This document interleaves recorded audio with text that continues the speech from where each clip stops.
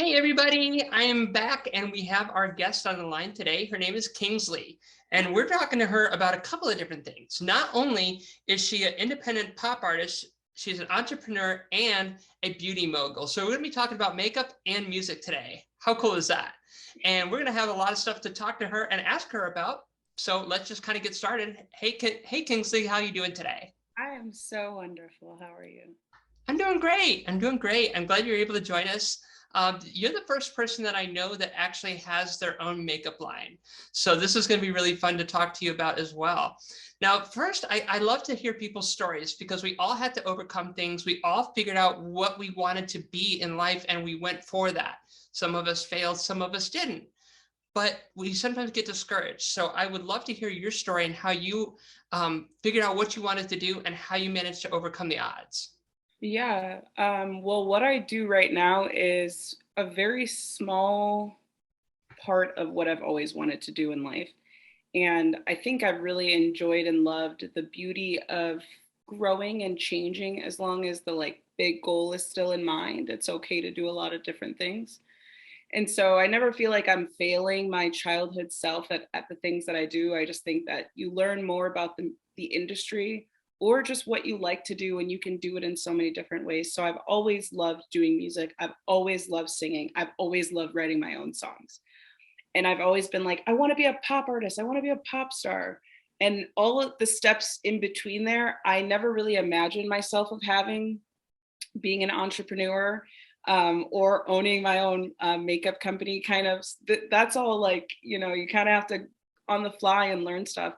And so I'm very thankful and very lucky to have known what I wanted to do since I was 8. It's just very, very different than how I imagined it would be as I just turned 29. So I'm like, whoa, I thought I was going to go to LA at 18 and do American Idol. And I did not do that. I did so many other things. I went to college for music. I got a degree in performance and in business and kind of like ventured off into the music business world. It's and totally different than where I thought I would be. Well, I'm glad you didn't say no, because a lot of people would. It's like that's a little bit out of your comfort zone to have your makeup and your businesses that you want, and people get afraid and sometimes say, "I can't do this. I'm not. That's not me." But you did, and you're paying. You're getting paid for it. It worked out for you. I'm finding more things are me than I thought would be. And I think when we decide to do arts, we pick one thing, and it doesn't have to be one thing. Like you don't have to just be a writer like for books. You can do short stories and poems and stuff. And we personally stick ourselves in this little genre because we're good at it, and it's great to be what you're good at. And it's the other things that I'm really exploring in the creative realm that I'm like, it is so much fun to do stuff that isn't like, I'm not a model, but I had to learn how to model for this lipstick collection. Now I'm obsessed with modeling. My Pinterest board is full of things. My photographer and I talk every week now. Like, who would have thought? That's not something that I would have usually done. And same with like creating music videos. Like, that's not really my wheelhouse. And now I'm obsessed with it. That I'm like, this is so much creative fun that I would have never gotten to do had I just stuck with writing songs and playing on stage. Absolutely. And what's really good about it is that the makeup goes hand in hand because the way that you dress, the way that you do your makeup can have that big impact on that music video or on stage. So you have a well-versed concept of how you're going to perform. And that's a hard thing to find. Yeah, the lipstick collection has been since COVID, and it really has changed and really blown my mind with branding and really making it a part of my aesthetic and look. Especially because yeah, you do your makeup before you go on show. You do your I'm not wearing any makeup today because I gotta take some days off, but like you wear your makeup in interviews and and so having this collection that's like mine, I don't have to like tag Walmart, this is local, this is mine. Well, it's owned by Event Cosmetics and they're local. So like it just, I don't know, it feels really good, and it really adds so much to the music that I never thought. It's another layer. Right. I mean, when you think about it, a lot of the times when you do something on stage or you do a music video, you hire people to be able to get you the look that you want, whether it be crazy shoes or crazy shirts or something. All of that plays in hand, and it makes the video iconic for you. So knowing what you have, you can kind of work on it yourself, and that gives you even more leverage and more power and control over your own music, and that's good. Yeah, I love that. Absolutely. So let's start off with your music. You said you're pretty much doing this since you're really young. What was like one of the first songs that you heard and you're like, oh my God, I got to be able to sing that? Yeah, it was Falling by Alicia Keys, and I sang it at a talent show. It was not nearly as good as Alicia Keys, but I still sang it. And I just remember being on stage, and I was maybe 8, because this is like early 2000s. And um, I was like, this is it. This feels like home. Like, I want to do this forever. That's really cool. And Falling is like one of my favorite songs ever since then. It's such a great one. Now, in the pop genre, it kind of, I think a lot of the times we get constrained to the style of music that we're in. You know, like country has to have a certain sound, and heavy metal has to have a certain sound, rap has to have a certain sound. But in pop, I believe you can kind of mix and match all these different sounds so you can be more creative. What do you like the most about the pop music industry? Oh, well, I love cookie cutter pop. I think no matter how musical, how much musicality, even though that's not a real word, but we invented it. It doesn't matter how creative you are. All you have to do is have a really memorable line. And I think that that is the most beautiful thing about pop music, that it is for the popular ear. And I think that's my favorite thing. That, I mean, I'm trained technically as a classical singer, but I can do 4 quick little rundown lines that people can repeat and sing with me, and it's just the most magical moment of pop music. So writing your songs, what goes to your head? What do you hope to instill in the music? Do you have like a common theme? Like I know with Taylor Swift is always talking about her boyfriends and her bad relationships and stuff like that. What is it for you? What do you put into your music I am that makes it over you? my Taylor Swift era. I've done it for about 4 years now, and I bless her heart for still dating, because I am done. My next album is about no one that is alive, or maybe they are. I do not know them. It's about falling in love and having a good time, but they are not in my life. So my last album was called Crying on Holidays, and it was written about my ex. And listening to it now, I was like, oh man, you were going through some things. I can't believe you shared that with the world. All right, okay. But good for Taylor Swift for keeping that up, because I think I have 4 projects about stupid boys, and that's it for me. It's a wrap. That's a wrap, yeah. maybe a couple years from now, but we got to take a break. Well, it's like if you keep doing stuff like that over and over again, people start to judge your choices. It's like, why do you keep going to the same people? Because they make the greatest songs. They do. Yeah, you're doing it for the experiment of your work. You're trying to find content. Just go with that. I'm a scientist at this point. So tell me a little bit about that particular album that you have, which is Crying on Holidays. Why holidays? Why did you put holidays in the title? Yeah. So I'm from Chicago. I moved to Portland, Oregon a week after I graduated college. And I had spent many holidays alone here. And so when I got into this relationship, holidays are very important to me. I have a big family. I have 7 siblings. And so when I got with this person, I was trying to create these home holiday experiences with someone that doesn't really care for holiday experiences. And so I had found myself literally crying every holiday. And so one Easter, I'm like calling my mom and I'm like, I miss you guys so much. Like, I wish I could do the Easter baskets. My parents would literally do 2 separate Easter baskets, one for the bigger kids with like $20 and $50, where we would literally wear elbow pads because we will fight each other. And then a cute one for my little siblings, with the candy and the dollars. And I'm like, God, I really wish I could do, like, these are such crazy moments. Like, I'm like, my oldest sister is like 32. We go ready with helmets on for the family Easter egg hunt. And so I'm talking to her and she just says, you really need to call your next project Crying on Holidays, because there is hundreds of millions of people who cry on holidays. And I'm sure when they hear this, they will be like, wow, I'm not alone. And that's how it originally started. And it stayed with the title just because I gave so much homage to my mom for inspiring me. But it wasn't really written the way I had originally planned, which is like talking about each holiday and what it means to me. It just turned into this album about this guy. So. Well, hopefully, does he know that it's about him? Oh yeah. Oh yeah. I'm friends with his family still. Oh, absolutely. I mean, he met me from my first project. He knows that I write about what is happening in real time in my life. So, and I'm like an open book. I do not care. Like nothing is private and sacred to me, because when you're sharing with other people, you really get insight on yourself sometimes, you know, like people are like, oh, I keep my personal life private. I'm like, I tell everybody, I don't really care, because someone's going to be like, and you're in the wrong there. And I'm going to be like,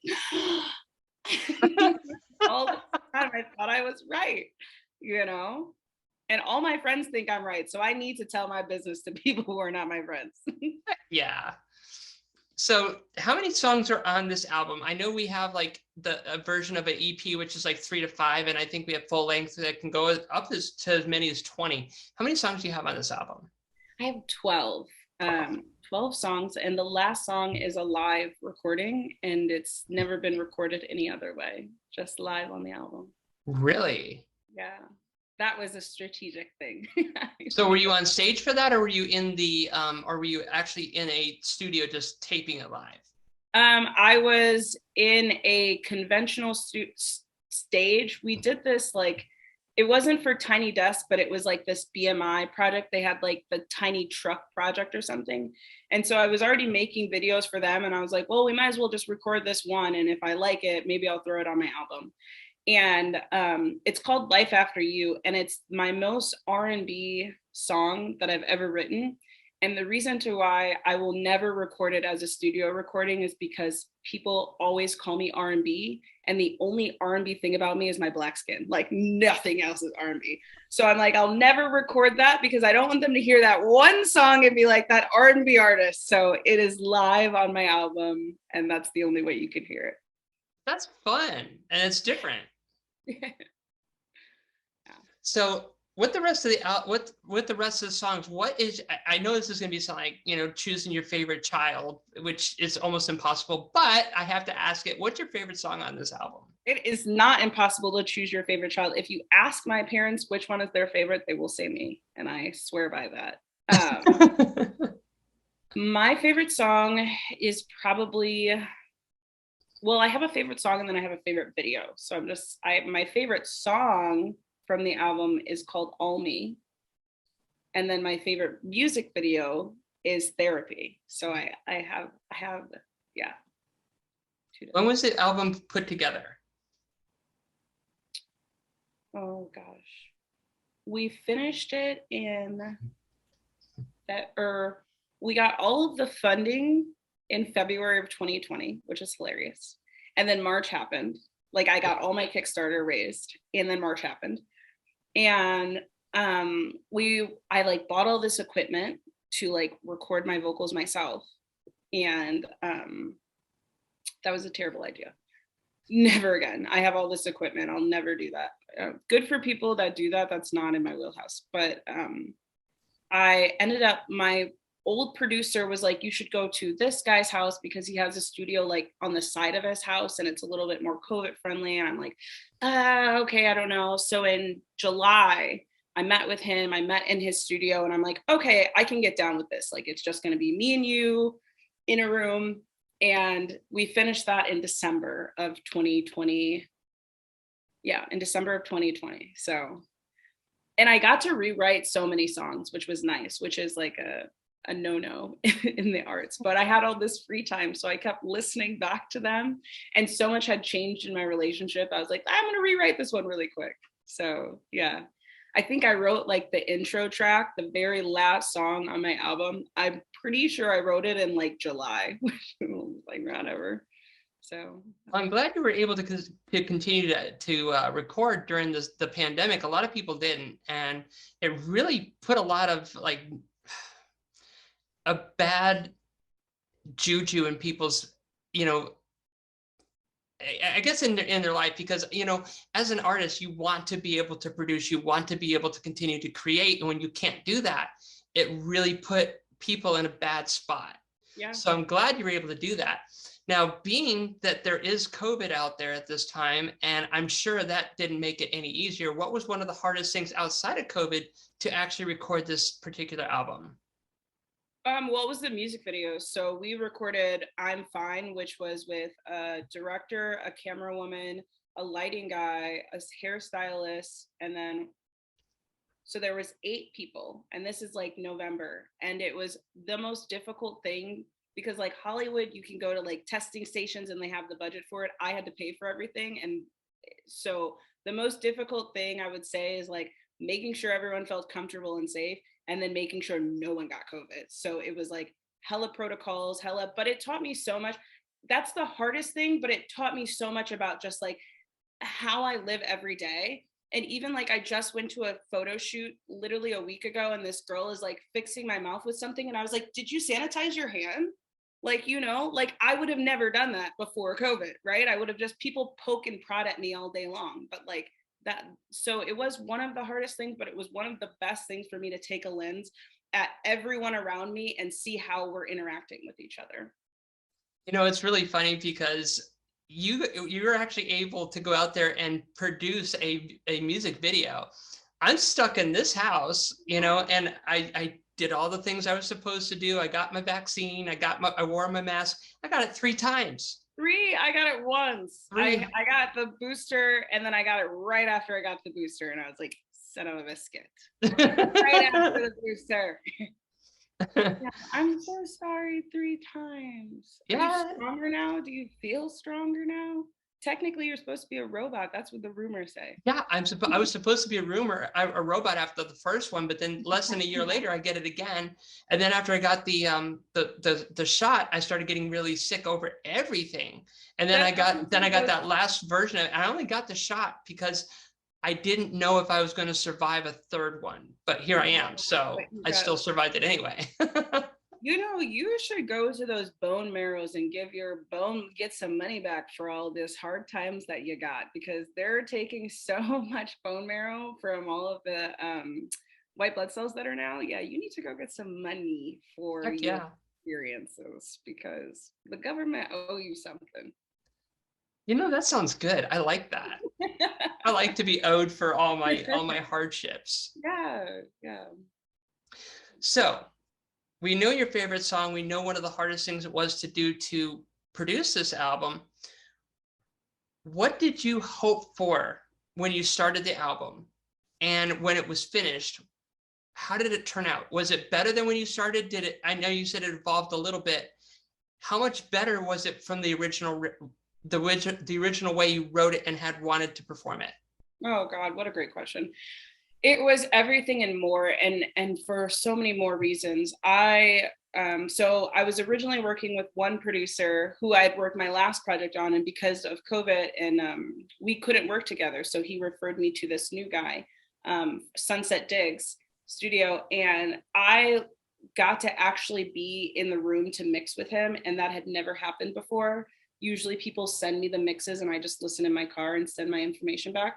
And sitting in the room with him and actually getting to talk about what I hear was such a different experience. I learned so much about mixing that I will never, ever get to experience again. And even just like the language in which I can speak for what I want with music for future projects has just totally changed, that I like really understand plugins and stuff. And so that's the first thing, like working with a producer like Sean that I had never, and probably would have never gotten a chance to work with, right? He wasn't even in my circles. So that is by far one of the best things that I had never expected from the project. And then the second thing was the lipstick collection, because when I originally created this album, there was no product to go out with it. And when COVID happened, I'd met with this amazing woman, Catherine from Event Cosmetics, and I said, I have this album and I don't want to just put it out because it cost me $10,000. Like, I don't know how to put this out on the internet and not perform with it.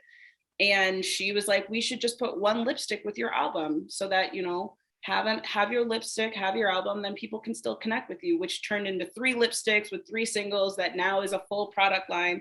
So everything that has happened because of COVID with this album made everything so much better than I could have ever imagined, because without opportunity that COVID created, I wouldn't have done it myself. I would have done the same shit that I've always done, which is like have an album release show, go on an album tour, now work on your next project, you know? Yes. And I just feel like it's the longevity of this project has gone so much further. And it's really thanks to these having these moments where you can stop and be like, what do you actually want to accomplish with this project? Yeah, absolutely. Now we are into the second quarter of 2022 already. I cannot believe this. It's blowing through. What do you want to accomplish before the end of the year? Yeah, I am moving to London on September 12th. I just got my ticket as my birthday present to myself. I am ready for uncomfortableness again. So I moved to Portland and I had really no family here. And I really had to build my community, build my network, all from scratch, to the point where it's so comfortable here. Portland is such a small city. I know everyone. I talk so damn much. Everybody knows me.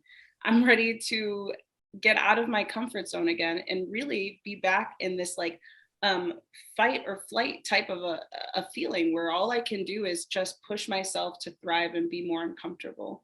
And I want to get back to that. I just turned 29 on Sunday, and I just thought to myself, how have I evolved from 28 to 29?